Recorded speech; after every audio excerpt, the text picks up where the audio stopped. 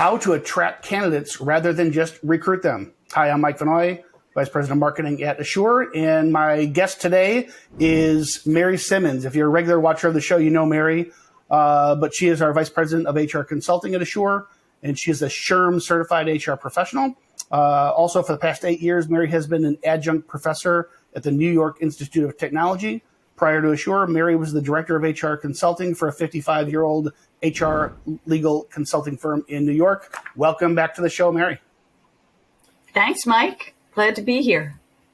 Okay, so as we were talking before about this topic, I think we have to have a shift in mindset here around recruiting, right? I think for forever, the term recruiting in the HR world has really meant probably more sifting through resumes than it did actual recruiting, right? And so the advent of Correct. job boards and ATS, the applicant tracking systems, so that a hiring manager doesn't have to wade through 100 resumes to figure out which one or two people are actually qualified. Those things are still important in the internet world, but with the labor shortage hitting Main Street, candidates have choices and there are fewer applicants. There's something like 2 jobs open to every person in the market looking for a job right now. So this is a buyer's market. Can you just talk about what do you think is most important? I think in our preparation for this conversation, the first thing you talked about was just knowing your organization and having some self-awareness. What do you mean by that? Yeah, 100%. And you'll be, jumping in a lot here, because when we talk about attracting candidates, we're really talking about moving into a marketing mode. And right. Even when the job market turns around, Mike, we still have to have this approach. And we'll go through the reasons, but one of the biggest reasons is because when we're talking about bringing new candidates to our organization, we have to also think about retaining them. It's not just filling the gap, right? We have to think about retention. And to do that, you want to attract the correct people. So I give the analogy, traditional recruiting used to be, you and I are sitting in a boat with our fishing rods and we have them out there with really good bait on the hook. Come work for us. We have a job opening. And that's all it used to take. And we'd pull those candidates into our boat, right? Yep. Unfortunately, as things evolve and as other organizations get smarter about pulling those people away, organizations need to look at the back of the boat because everybody's jumping off the back. All those fish, all those candidates, all those employees are jumping off the back of the boat. Right. So we have to put something a little bit more attractive that is unique to our organization on our hook, right? To attract the right people, because in the long run, that's going to help recruit those people. So it has to be customized to your organization. So when we work with organizations and we figure out their recruitment strategy, right? Yeah. So you kind of have to have a strategy. You can't just throw ads up and hope, right? We always say hope is not a strategy. Right. You have to be very deliberate, just like you would be deliberate when you're marketing the organization, right? We're moving into a marketing mode. So you have to know your organization, right? So what are the benefits you're giving? What is the salary that you're giving? And is it competitive with what everybody else is doing? And I know there's a lot of smaller employers that may listen in and say, well, I can't compete with the huge manufacturing or the huge organization around the corner. I can't compete with the benefits but there's a lot of things that your current population might like, right? And there's a lot of benefits that you can give that aren't that expensive, right? So giving people their birthday off. It sounds silly. It's just one extra day, Mike.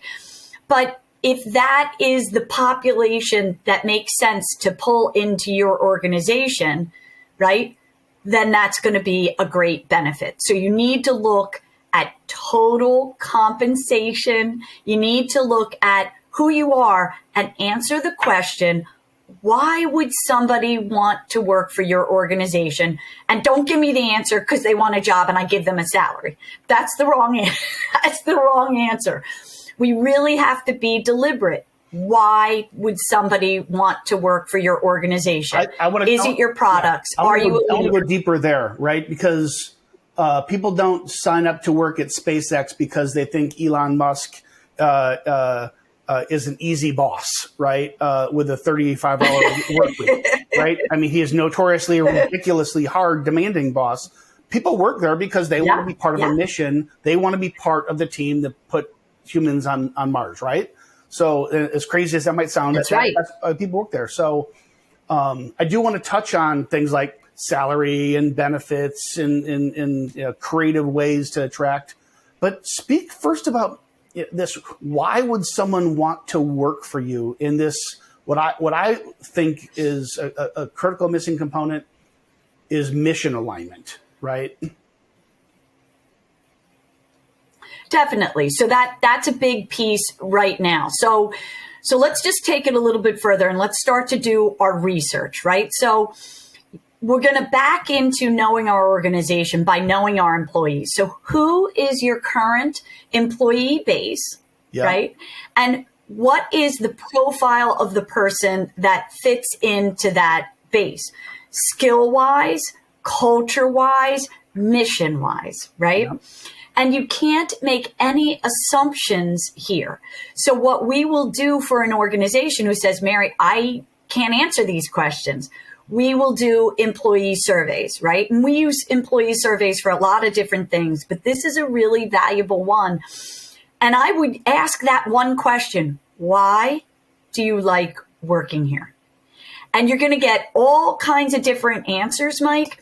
But I guarantee you there's going to be some common denominators that then you can leverage, right? Yeah. Because when we assume somebody knows, well, I have the best products, people should know that when I advertise a job. They don't. Tell them that. Tell them your rich history.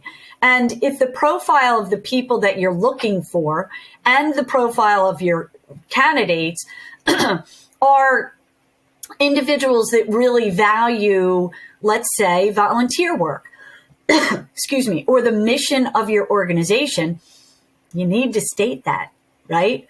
And you could put that right in an ad, right? So people make the mistake a lot of times of using their job description for an ad. They are two completely unique, very important documents. And you're drawing from your job description absolutely to write an ad. It is not the same thing. When I go to help an organization with this recruitment strategy and I see that job description, I start shaking because that doesn't say the why. It's not going to help anybody want to work for your organization. Yeah, you know what? I think even backing up to the mentality, I think so many people, so many small businesses, entrepreneurs think about, I've got a job opening. My hair is on fire. I'm working 80 hours a week. I'm doing payroll on Tuesday nights at 10 o'clock after the kids go to bed when my team is long gone. And, oh, my God, I just got to put a body in this seat. They go to one of the job boards and post a job. And it's transactional. But when you think the value that employee is going to have, the cost of turning that employee over if they're not a good fit, it's just so expensive that I'm appreciative of the hours entrepreneurs put in. But this has to be right there at the top of priorities. And you would never, if you're looking for a soulmate to get married, how would you treat the courtship process? And you would treat it as a courtship process. You wouldn't just say, hey, who wants to go out on a date with me tomorrow night, right? These are my time slots. I'm available for a meeting, for an interview to see if we're a good fit or not. It's a courtship, right? Absolutely. And I think you put it very succinctly by saying it's transactional, and it's not. And part of talking about attracting candidates is not just thinking about recruiting and attracting candidates when we have a job opening. You wouldn't stop marketing your organization or selling your products or services ever, right? That is a continual thing. Right. Attracting candidates to your organization is a continual thing. It has to be in your cadence all the time. Right. So for our listeners that are like, that is way too much work. First of all, we can help you do that. But second of all, don't do it when you have an opening. Figure out the recruitment plan when you don't have an opening. So you're not on fire, right? So you're not in a place where you're down a person and work is crazy. Do it when you don't have an opening, because you need to be attracting candidates. And I'm sure you will back me up here, Mike. Anytime our organization's name is out in any kind of public, place, be it Indeed, be it on LinkedIn, be it in a newspaper, right? Yep. Even if we're just looking for candidates, we are promoting our organization. So marketing our organization and the presence that we have in the marketplace is tied into attracting our candidates. The message needs to be the same, right? So just like you have a brand, right? Nike, just do it, right? So I'll just use one that's really recognizable. Yeah. We need to have an employment brand, even if we are a very small organization. You have a brand that you are out there in the market. Maybe it's not defined by, an expert like you, Mike. Maybe smaller organizations don't have that marketing professional, but that brand is out there or they wouldn't be in business, right? So what is it? Is their services extraordinary? Is their, mission, as you said, extraordinary? Are their employees extraordinary? What is your brand, right? So when I did this for, a freight forwarder, right? A client of ours, we really came around to the fact that it is a family environment, right? So much so that the mother, the father, the two sons worked at the organization. The mother was cooking full meals at lunchtime. There was a full kitchen, right? Not a big organization, right? We're talking 25 employees, right? But an unbelievable culture, so much so that it was okay if they weren't the top payer. It was okay if they couldn't compete against the bigger organizations. They had something the other organizations didn't. The why was if you worked there, you felt like you were part of a family. That is very powerful and very attractive. And a second ago, I used the phrase mission alignment. There's culture alignment, right? Because there's some people that might hear you just describe it and say, "Oh my God, that sounds horrific. That's not what I want from my employer. I've got my own family issues I got to deal with. I don't need another family." But there's somebody else that might say, "Oh my gosh, I feel like I'm just a cog in the machine here, and I really want to go. I want enough money to meet my needs and feel validated in the marketplace, but I just want to belong somewhere." So part of this isn't just recruiting, and great marketing isn't just saying BS, because everybody's BS meter is really good, right? It's being authentic for what you actually are. It's got to be real. Yeah. Right. Mary, I can even think of scenarios where, and I'd like you to maybe give some advice on this. So maybe you're not number one in the market. Maybe you're actually pretty broken right now, and you got a lot of white space between your processes. You don't have the skills that you need. You're getting crushed by a competitor.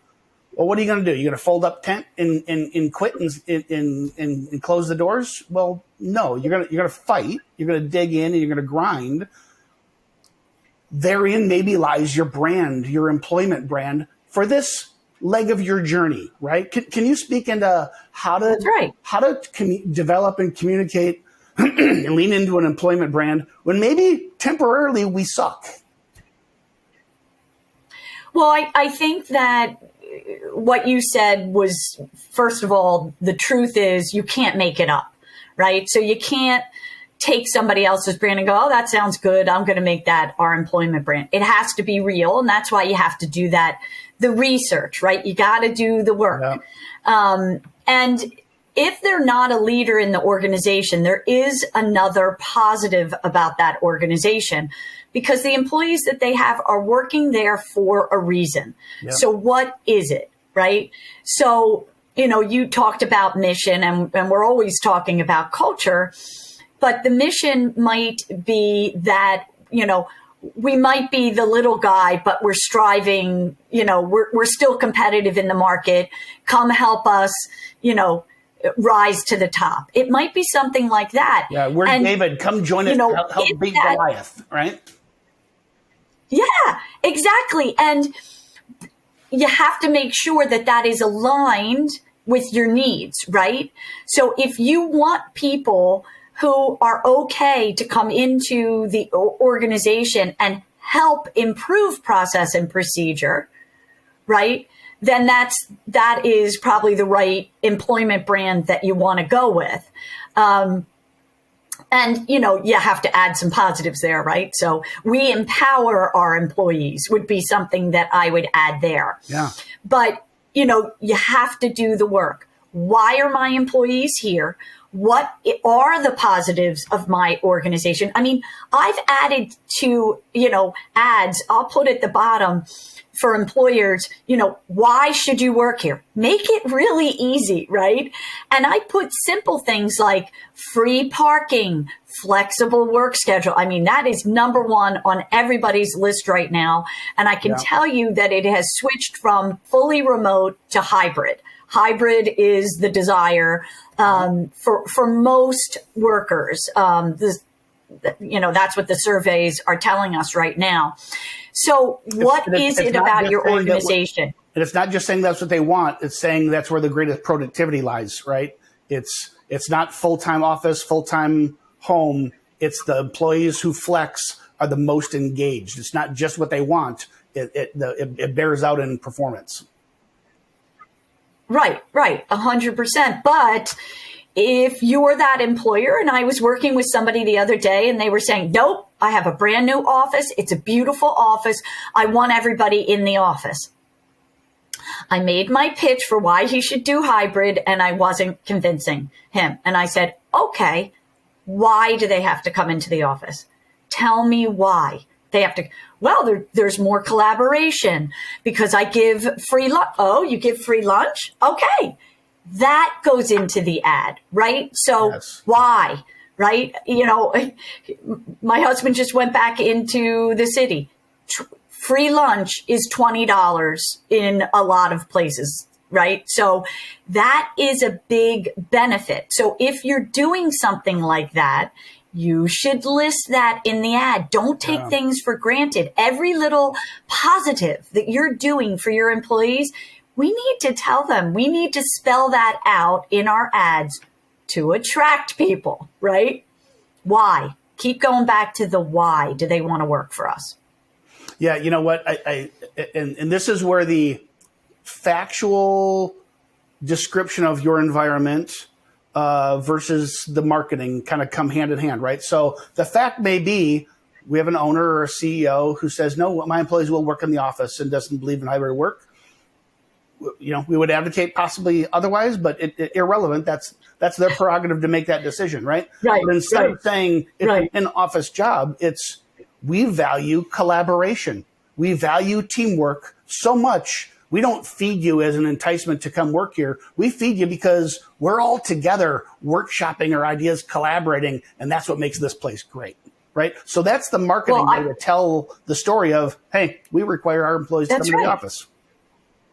And I'll tell the employers on the call a secret here. It is a fact that your employees are more engaged when you pay for their lunch. We had a manufacturer that we were working with who was very frustrated about everybody going for their lunch and then coming back. And you know what it's like. 15 minutes before lunch, everybody's talking about where they're going. 15 minutes after lunch, they're a little tired. They're a little slow. They've relaxed, or they're coming back late, right? Yeah.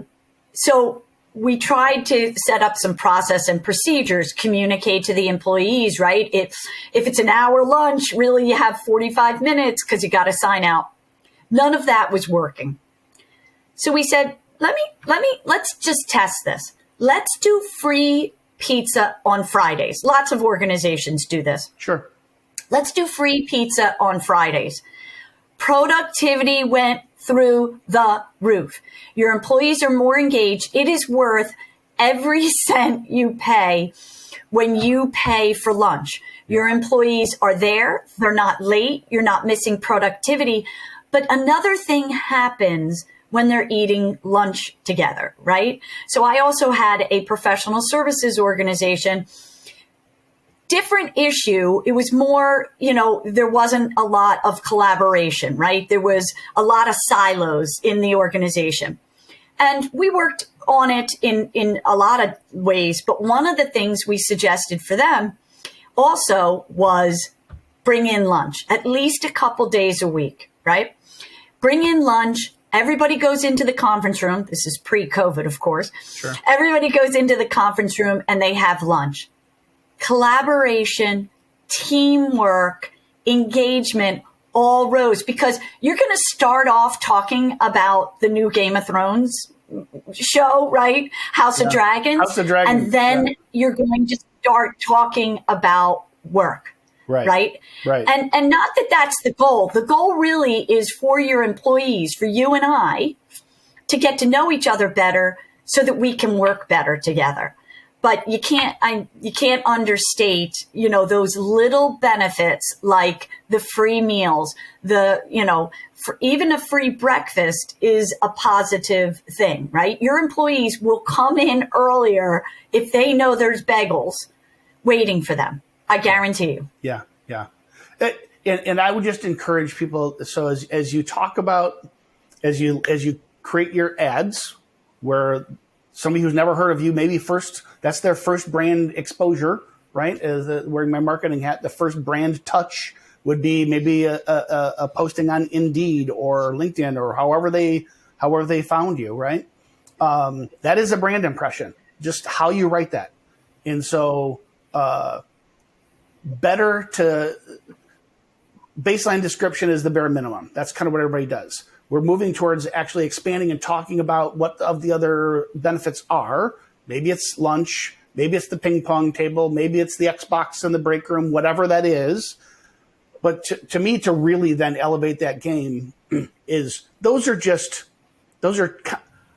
the risk of just check the box, me too, yes, I have them. What is your why? Why do you have an Xbox in the break room? Why do you have free pizza on Fridays? Why do you bring bagels and fruit for breakfast every day? And the why is where you're going. It's we value employee engagement. We like group thinking because we know that 5 heads are better than one, right? That's how you describe the job. And oh, by the way, to help facilitate that, we have free pizza on Friday, or we bring bagels in on Wednesday, or we value a fun environment where people can take a break and engage. That's why we have an Xbox in the break room. And maybe you don't do those things, but it all goes back to what is the why you do what you do, right? Right.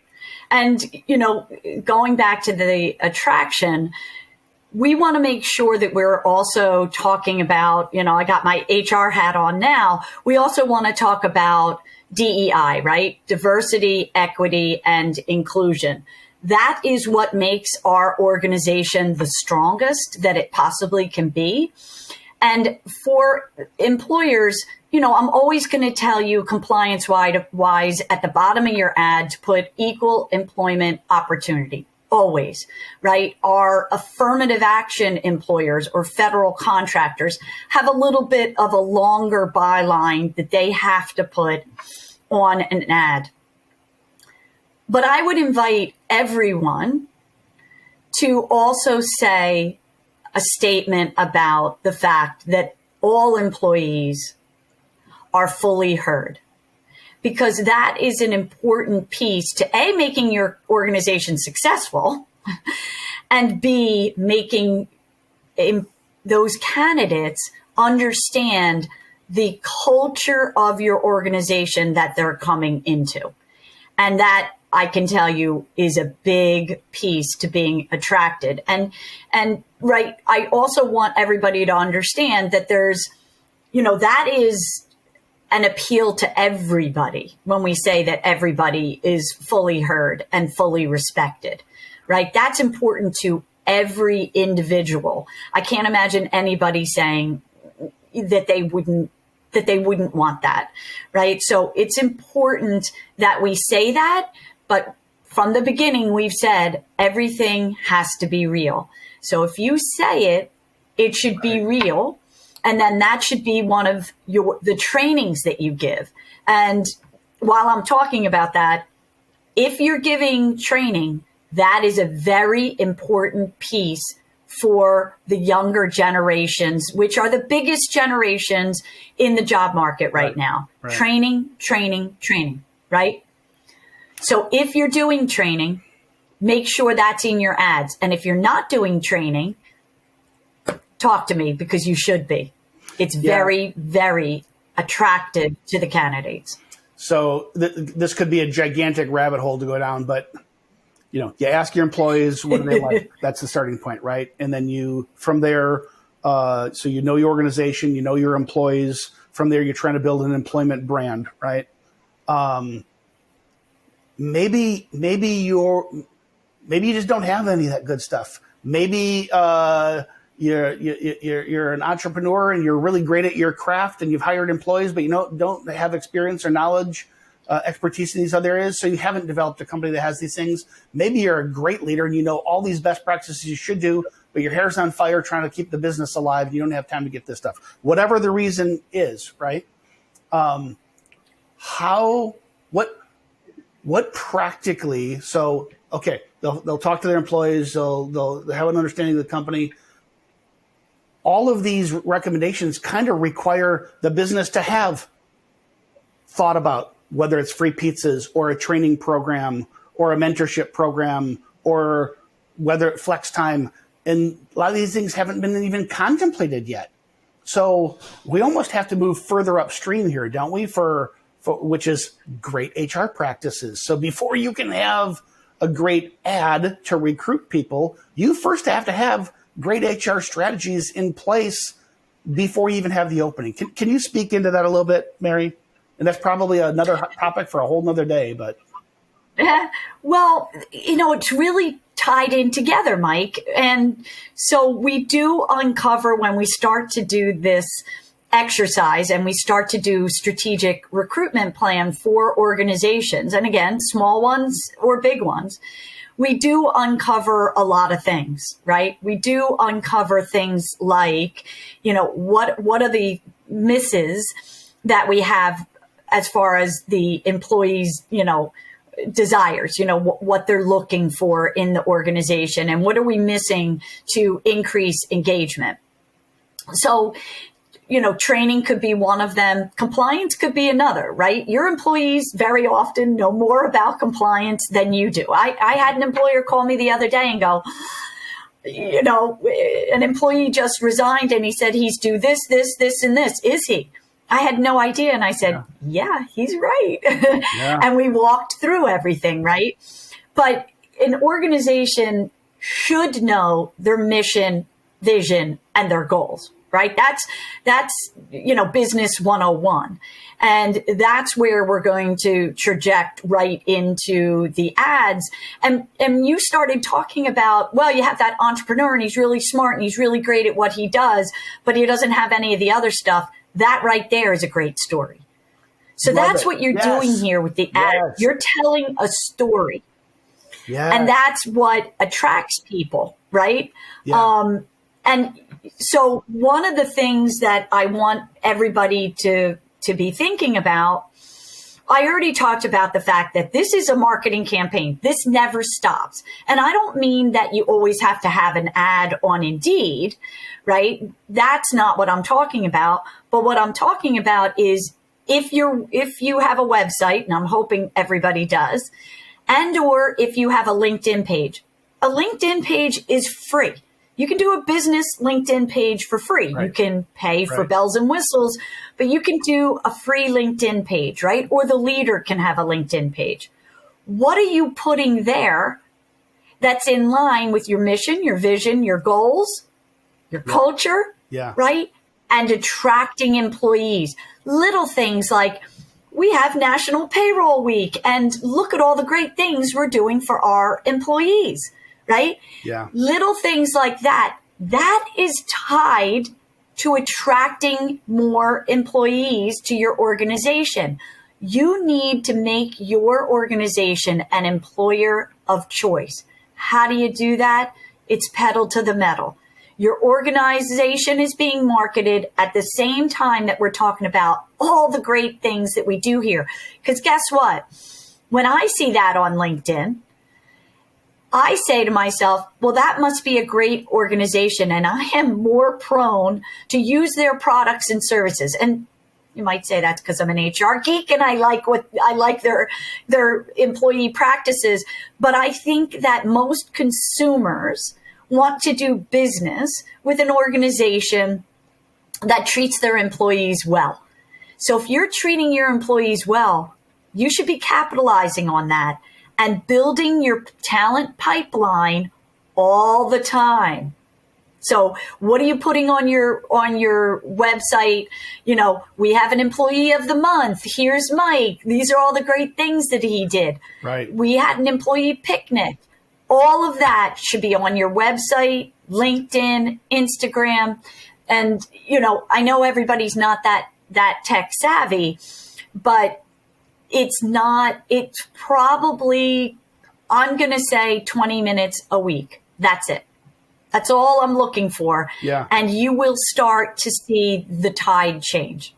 And I would encourage people to think about it in kind of two ways. So, and I just know this from marketing. It's like I can publish social media all day long, every day, which we do on all the platforms many times a day. Am I naive enough to think that I am attracting all kinds of people in real time? Some, but mostly no. But when a prospective client looks at us, because maybe a sales rep called on them, maybe it wasn't a marketing touch that exposed them to Asure. As that person evaluates us and decides, okay, I like my sales rep, that person made a lot of sense. Is this company for real? They start Googling you. They start checking out your Facebook page, your LinkedIn page, your whatever page. Have you ever posted anything? That might or might not hurt you. But if there's this long string of employee recognitions and lunches and trips and celebrating so-and-so's birthday, you're screaming culture, right? And so even if your, say, social media, your emails, your blogs, your website presence that you have around your careers page or your employment brand, even if it doesn't intercept anybody looking for a job, when they do come, before they say yes, they're going to research these things and they're going to find a lot about you. Of course. That's right. Yeah. That's right. And you should be controlling what they see. You want as much positive press as you can get, because no matter what we do, there may be some negative things out there, right, about our organization. But if we can take the driver's seat and be a little bit more intentional about the information that we have out there about our organization, you will see that you will start attracting people to your organization. And, not to, overstate, the recruitment strategy in the example that I gave you, but we literally, after 6 months of changing the ads and making sure that we were intentional about, telling people all the great things that the organization did, right? You can't take for granted that every organization is cooking a home, cooked meal every day for the employees, right? That really doesn't happen. There were people who applied to the organization through the website and said, I heard about your organization and it sounds like a great place to work. That is worth all the work that we've talked about, through this entire time together today. That is true attraction. And what I was saying about retention is now, because we've been intentional, because we have stated what our mission, our vision, and our culture is in our ad, we should be aligning the individuals to our organization better. And in the long run, Mike, that will help with retention. You said yourself, there may be people that say, I don't want to work in an organization that says that it's like family. That's not attractive to me. Fine. Let those individuals self-select out. Yes. Because they're probably not the right fit for your organization. That's exactly right. We want people not just to fill seats, but to stay in those seats and help us grow and be successful. So I'm going to speak into one thing that I think is really important to candidates, but then I want you to kind of just put your really tactical HR hat on, and I want you to kind of list out what are the buckets around compensation, benefits, things like that. That training is a really big one. That if employers aren't currently doing these things, they need to really start evaluating it and implementing some of these things. But the biggest thing that I think people are drawn to is authenticity. Right? People will self-select and align to whatever that mission is, whether it's putting somebody on Mars. Maybe somebody wants a leisure lifestyle lifestyle job, and they're willing to trade everything, including money, for flexibility. Right? Maybe somebody is just really super into the product, right? And that's what they care deeply about. Maybe it's a collaboration. But no matter what you do, authenticity is the most important thing. People's BS meters are really, really good.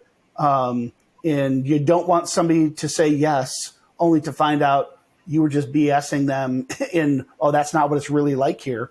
Much, much better to say, hey, I'm a machinist, and I'm great at building parts. I built a pretty good business here. We're doing $1 million, going on $2 million a year in revenue.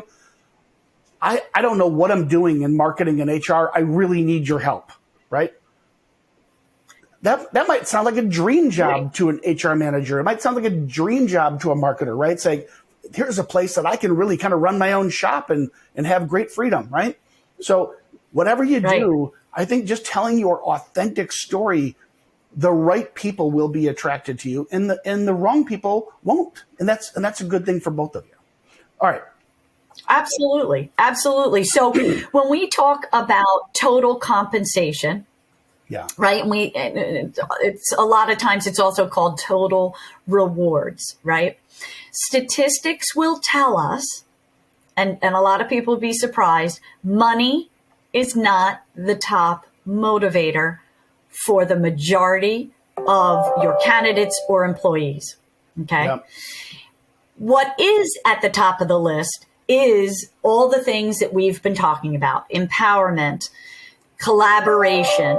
And now, of course, work schedule is rising to the top in the surveys, right? Yeah, right. So are you talking about that in the ad? And all of that, the compensation, I realize, is difficult for employers. So what we'll do is we'll do salary benchmarking for them.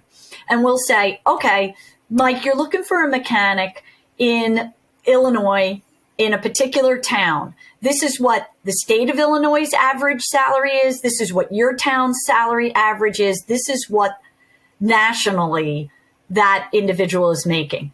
So what I'll invite employers to do is say, look, and we're just using mechanic because it's an easy example. Let's say you want them to have, a CDC certification, and you're not finding that. Yeah. So employers need to be a little creative when it comes to things like that. You may need to bring a CDC trainer into your organization once a week, right? Once a month, whatever it is, and hire people right out of high school who have a mechanical, or BOCES, who have a mechanical aptitude, and then you will train them, right? I had another organization come to me and say, I have an aging population. There's a lot of brain drain when they leave. That's a problem. Yeah. So what are you going to do? So we're going to set up policy and procedure manuals so that everybody can do a brain dump and tell us everything that they do. Well, that's very attractive to a new employee. Right. Here's a manual for everything that you need to do. So how are we communicating that? So at the top of the list, statistics will tell us it is collaboration and empowerment. Work schedule is inching up there. Then, of course, salary is up there. Then we talk about the benefits, right? So for most of the organizations that are listening, right, there are, regulations that you have to abide by, right? So the Affordable Care Act being one of them. And then you also may have some state regulations. California and New York right now are mandating that you have a savings plan for your employees, right? So 401k-esque. So those are really at the top of the list. But there are so many things that my smaller organizations can do that we have moved into place that make the difference, like getting your birthday off, like stop giving 1 week vacation for their whole first year that they work for you, Mike.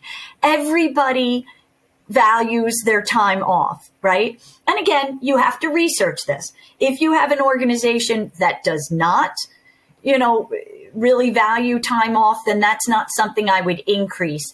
But the standard is 2 weeks within the first year. And when I was just doing a handbook and I'm like, you're giving only 1 week their first year, that is not exactly attractive to, new employees. And that is, I'm not going to say it's a free benefit, right? Because loss of productivity costs us, money, but it is something that's a little bit easier to change than saying, okay, Mary, now I'm going to pay the entire cost of medical for my employees. That's very expensive, for sure. But there's little things like the free meals, like how about free swag, right? How about giving a free t-shirt to employees once a month? You're marketing your organization. You're making sure that they're coming to work dressed appropriately, right? So you don't have to worry about dress code if they have an employee t-shirt or sweatshirt on, right? And employees really value that kind of benefits, right? So total rewards can be anything from, free ice cream, free bagels, free lunch, to free swag. And all of that makes a difference in attracting and retaining your employees. Right. So, and this isn't an infomercial for Assure. We want people to get value, whether they're a customer or not, listening to this show. These are all things that we just do when someone retains us for an outsourced HR services relationship. Love to do that. Let us know after the show if you want us to talk to you. But the message is, regardless whether you're using Assure or you're doing this on your own, you need to benchmark your local marketplace and your industry, right, on salary, on benefits, and not just insurance benefits, but time off, right, and then also perks, right? What are there other categories that employers should be thinking about benchmarking? I think those are the big ones. And, a lot of times when I'm working with an HR professional at an organization, they'll very often say, my handbook's fine. I did the handbook. My benefits are fine. I did that. But one of the benefits that we have, being a national provider and having, hundreds and hundreds of employers that we help in lots of different industries, is we can also suggest best practices, right? So what I'm going to suggest to a manufacturer as being a leading benefit, right, and something that'll attract, the manufacturer, floor individual, is going to be different than the law firm that I support or the church that I support, right? Or the nonprofit.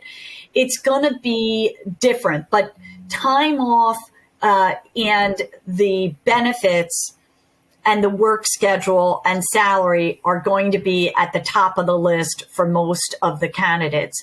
So how are we, working that? So a lot of the nonprofits will go, Mary, I have even nonprofits that have contracts will say, this is prevailing wage. This is what I'm going to pay, right? I can't go around that, or I can't afford to go around that.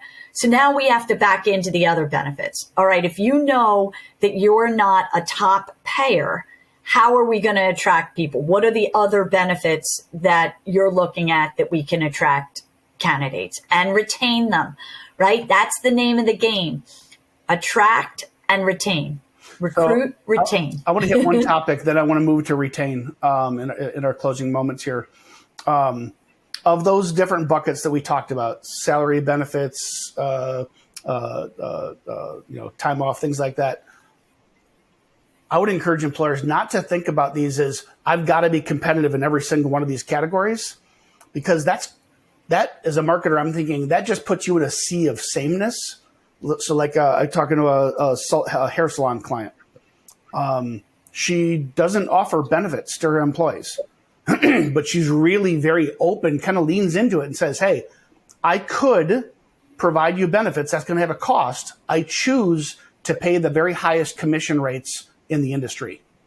And so as a result, she retains people who candidly don't need benefits. They probably have that somewhere else in their family, but are the highest performers and that will build the most because they're going to make the most money, right? You could take the exact same opposite approach and saying, hey, I can do anything. I can't do everything, right? I could give you benefits, or I could pay you a whole bunch of money.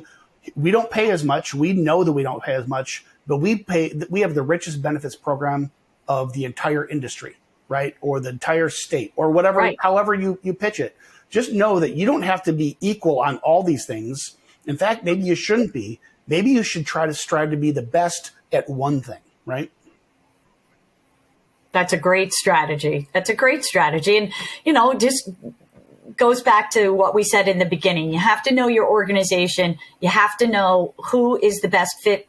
And that's the benefits that you're going to capitalize on, right? So if you had a really young organization, right, and, you were attracting a lot of entry level individuals, I wouldn't be purporting, and talking about your 401k. It's not what they're looking for. They're looking for time off and training, right? Yeah. So, you have to know who you're attracting. If you really need, 20-year experienced engineers, then you're going to be talking about your 401k plan. So a lot of it has to do with who you want to attract as well. Right. Okay, we only got a couple minutes left here, Mary. So I know the topic was how do we attract, not just recruit talent, but this kind of begs talking about retention too. So what guidance do you have for people in this context of being recruiting mode to also then retaining those employees once they get them?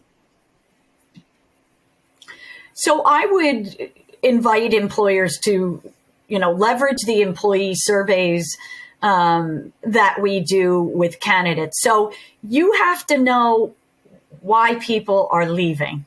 That's a very important factor.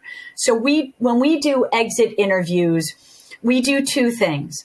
Number one, we act as that outsourced HR representative. So the employees are a little more honest with us, right? Because, they don't want to be honest with maybe somebody internal because they don't want to hurt somebody's feelings. But boy, they give us, all the information. But we also utilize the employee survey platform that we have to have them fill out an exit interview.